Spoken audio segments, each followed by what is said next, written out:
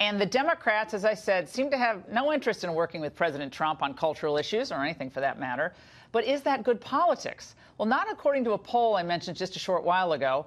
This new private poll conducted for the Democratic Congressional Campaign Committee, as reported by Axios. They found that Democrats running in these swing districts, quote, must express a willingness to work with the president, as I said. Well, joining me now for reaction is Shelby Steele, a senior fellow at the Hoover Institution. Dr. Steele, great to see you. How are you? I'm good. I'm good. Good to be here.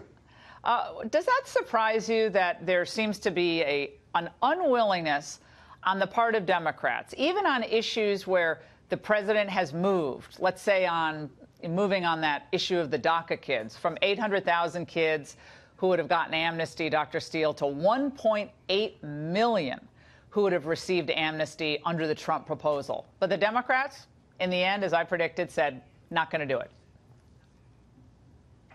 That's right. That's right. There is the source of their power on the American left, I think, has a lot to do with supporting policies that win them a kind of innocence in the culture, that put them on the side of the good, that show them to be redeeming the nation from its ugly, racist, sexist, so forth past.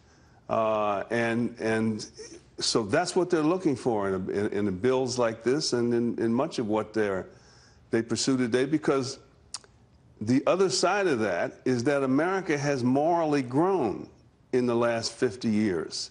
It is not the racist society that I grew up in, for example.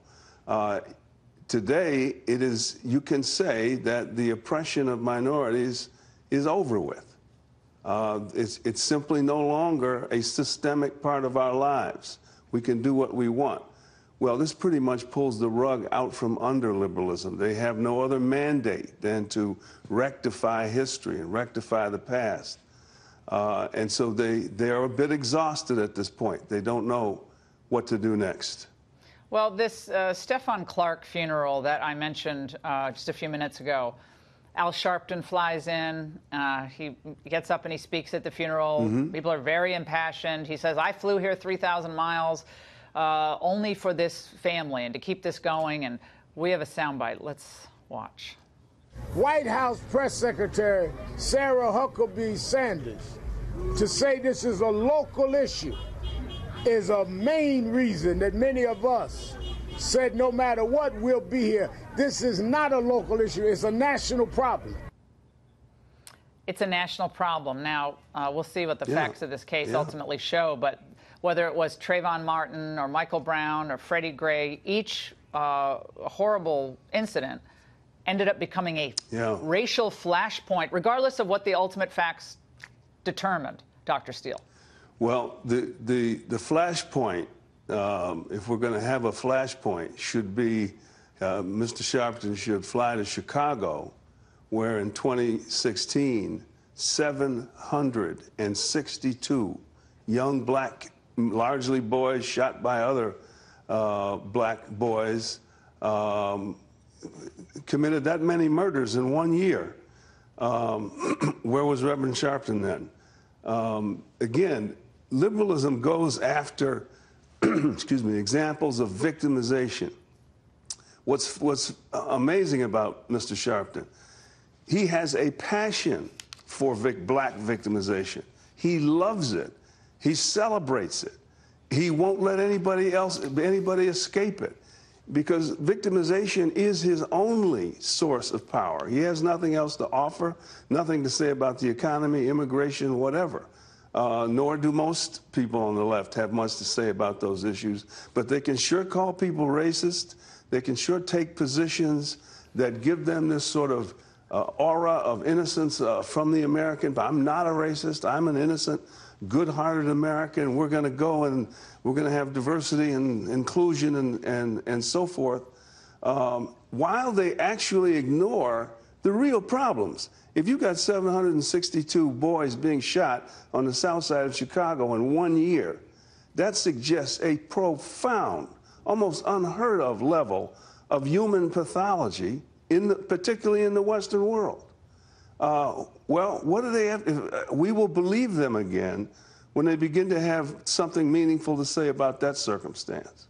And Dr. Steele, we've talked about this before on radio, and you're so insightful on what's happened to the actual debate. I mean, I saw this going all the way back to college, where there's an attempt to shut down debate. If someone actually raises a point about, you know, what happens when our fighting forces are become social experimentation places, then you're anti-trans or you're anti-this or anti-that. Instead of having a conversation, okay, what works best for the military or what works best for our borders? You're anti-immigrant.